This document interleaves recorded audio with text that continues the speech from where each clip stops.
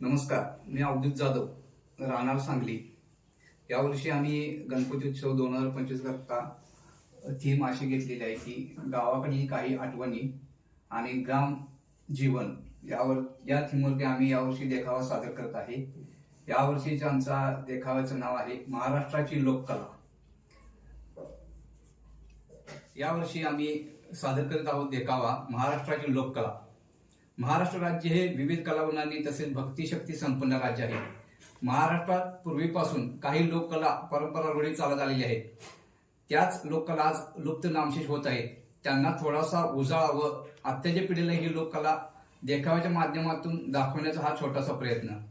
महाराष्ट्राच्या प्रमुख लोककलामध्ये कीर्तन, भजन, गोंधळ, वाघ्यामुरळी, दशावतार, भारुड, पोवाडा, तमाशा, वगनाट्य, लेझिम, कोळी नृत्य ह्या कला येतात.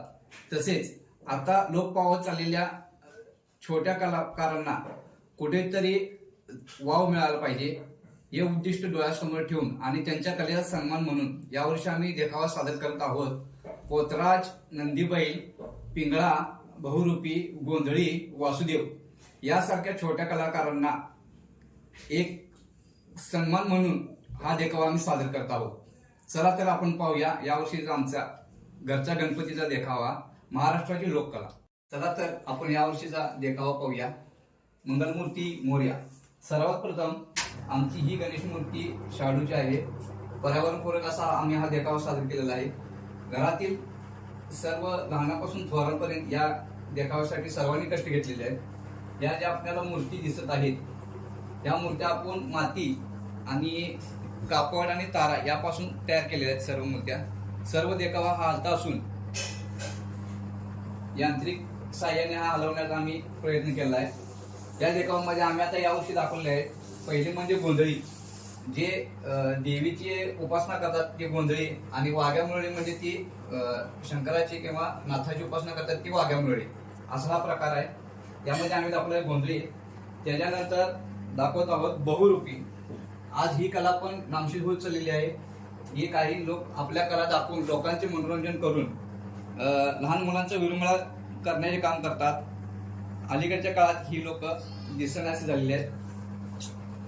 त्याच्यानंतर आपण पाहूया नंदीबैल. नंदीबैल गावामध्ये हळूहळू येतात. अलीकडच्या काळात दिसण्याचे झाल्यात. काही बऱ्याच वर्षांनी किंवा दिवसांनी आपल्याला हे लोक येताना दिसतात. ग्रामीण भागामध्ये तसेच शहरी भागामध्ये हे फिरत असतात. हा आम्ही देखाव्याच्या माध्यमातून दाखवण्याचा प्रयत्न केला आहे. वासुदेव सकाळच्या पारी सर्व लोकांना जाग करण्याचं काम आणि भक्ती भावाने गाणी म्हणत येत असेल. हा नामशेष जवळजवळ होत आलेला आहे. ग्रामीण भागात हा दिसायचा. आता या काळात या पिढीला दिसणं हा मुश्किल झालेला आहे. त्याकरता आम्ही वासुदेवाची प्रतिकृती पण इथे दाखवलेली आहे. दाखवलेला आहे तो झाडाखाली आपलं पोवाडा सादर करताना दाखवले आहे. शाहीरात आपल्याला कुठे ऑर्केस्ट्रा वगैरे या ठिकाणी पाहावयास मिळतो. हे आपलं नशीबच म्हणावं लागेल.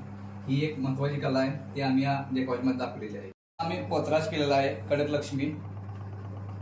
हा भटका समाज आपल्या उदरनिर्वाहासाठी देवीच्या नावानं लोकांच्याकडे दारोदारी फिरून गल्लोगल्ली फिरून आसूड अंगावर मारून घेऊन भिक्षा मागायची, दानधर्म मागायची. त्यांच्या पण कलेला दाद दिली पाहिजे. तसेच त्यांच्यावर त्यांची महिलाही देखील दाखवण्यात आलेली आहे. एक महिला पूजा करताना दाखवलेली आहे. हा लहानपणी आम्ही पाहिलेला सीन अलीकडे आता बघणं हा मुश्किल दाखवलेला आहे. हा समाज सकाळी पहाटे भिक्षा मागण्यासाठी लोकांच्या दारादारी जायचा. लोकांना भविष्य सांगायचा. हा त्यांचा दैनंदिन उपक्रम असायचा.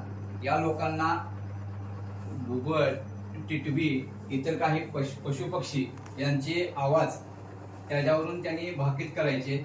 त्यांना त्याचा अभ्यास होता. पंचांगानुसार आणि त्यांच्या भाकतीनुसार ही लोक सकाळच्या पारी लोकांना भविष्य सांगण्याचं काम करायचे. ही पण कला हळूहळू आता लुप्त होत चाललेली आहे. एकंदरीत यावर्षी आम्ही हा देखावा ग्रामीण जीवन आणि आठवणी तसेच ग्रामशैली हा देखावा आम्ही देखाव्याच्या माध्यमातून सादर केलेला आहे. याच्यामध्ये आम्ही ग्रामीण जीवन दाखवण्याचा प्रयत्न केला आहे. त्यामध्ये बैलगाडी असेल, शेतकरी असेल, तसेच लहान मुलं झाडाखाली खेळताना दाखवल्यात. घर दाखवलंय. महामंदिर छोटंसं दाखवलेलं आहे. तसेच आपल्या लोककला याच्यामध्ये दाखवण्याचा प्रयत्न केलेला आहे.